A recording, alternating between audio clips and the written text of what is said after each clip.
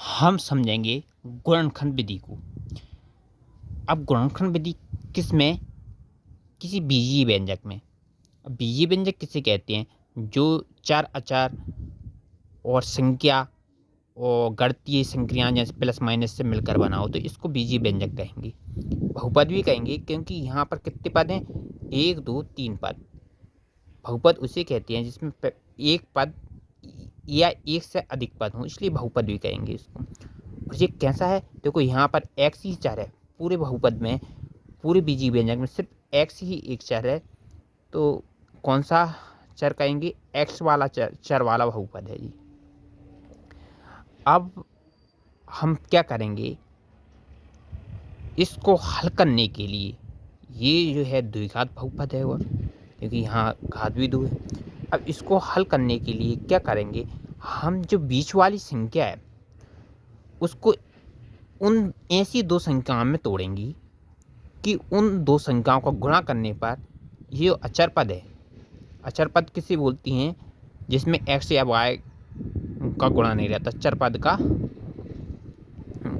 पद जो है उसका गुणा नहीं रहता, तो सिंगल रहता है, संख्याओं के रूप में हो, जैसे कि 1 2 3 4, वो अचर पद कहलाता है।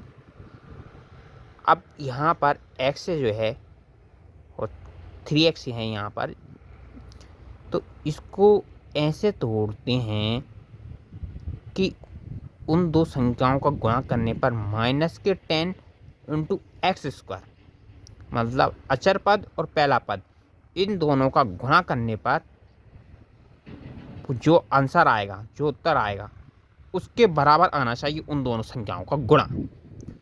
और उन दो संख्याओं का जोड़ने या घटाने पर कितना आना चाहिए? माइनस के 3x। तो हम क्या करेंगे उसके लिए? 5 और 2 को लेते हैं हम। देखो 5 में से यदि 2 घटाएंगे तो कितना आएगा? 3 आएगा। अब हमें माइनस का रखना है 3, इसलिए माइनस का 5 करेंगे तो माइनस 5x प्लस 2x। देखो ये आ जाएगा माइनस 3x। और गुणा करने पर देखो 5x का 2x में गुणा करेंगे माइनस 5x का, तो माइनस 10x स्क्वायर आएगा। यही हमें करना होता है गुणनखंड विधि में, कि बीच वाले संख्या को जिन पर घात सिर्फ 1 हो उसको इस तरीके से तोड़ना होता है। तो इस तरीके से हमने तोड़ लिया। देखो यहाँ पर पूरा ये समझाने के लिए मैंने लिखा है कि माइनस 3x को ऐसी दो संख्याओं में तोड़ेंगे कि उन दो संख्याओं को गुणा करने पर माइनस 10x स्क्वायर आए। अब माइनस 10x स्क्वायर क्यों आए? देखो क्यों आए, इसलिए आए क्योंकि इसका पहला पद और दूसरे अचर पद का गुणा करने पर माइनस 10x स्क्वायर आ रहा है, इसलिए। और जोड़ने या घटाने पर उन दो संख्याओं को माइनस 3x आए। तो क्यों आए? क्योंकि ये जो बीच वाला संख्या 3x दी है, जो दी है वह तो आना ही चाहिए। अब क्या करेंगे आगे हल करने के लिए? देखो इस समीकरण को वैसे ही वैसा है, एक्स स्क्वायर लिखा माइनस 5x प्लस 2x, इसको तोड़ लिया। कहाँ से आ गया ये? जो मैंने पहले बता चुका हूँ इस तरीके से। और ये जो है माइनस 10 का वैसे ही वैसे बराबर 0 0, वैसे के वैसे किया, सिर्फ 3x को तोड़ा है। किस तरीके से? जो मैंने बताया है कि पहला पद और अचर पद के गुणा के बराबर आना आता है इसका गुणा। देखो 5x का 2x में गुणा करना माइनस 10x, घटाएंगे 5 में से माइनस 3x, वही की वही संख्या आएगी। इस तरीके से अब आगे हल करते हैं। देखो यहाँ पर कॉमन क्या आ रहा है? एक्स कॉमन आ रहा है।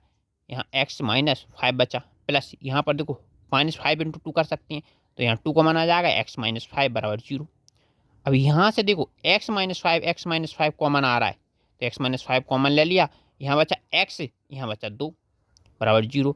अब ये भी 0 के बराबर है और ये भी 0 के बराबर है, तो हम क्या कर सकते हैं? अब एक्स प्लस 2 बराबर 0 या एक्स माइनस 5 बराबर 0।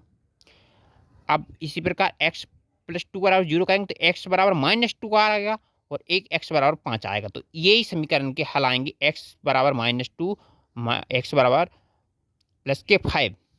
तो प्लस लिखने की जरूरत नहीं है, 5 लिख देंगे यहाँ पर, यही हमारा उत्तर होगा। तो यही गुणनखंड विधि का हल होगा कि यहाँ x के ऐसे दो मान आ गए जिनका समीकरण में रखेंगे तो उसका समीकरण का मान 0 हो जाएगा, बहुपद का मान, समीकरण का मान 0 हो जाएगा। तो यही हल रहता है। तो इस तरीके से हम गुणनफल विधि से किसी समीकरण को हल करते हैं। Thank you.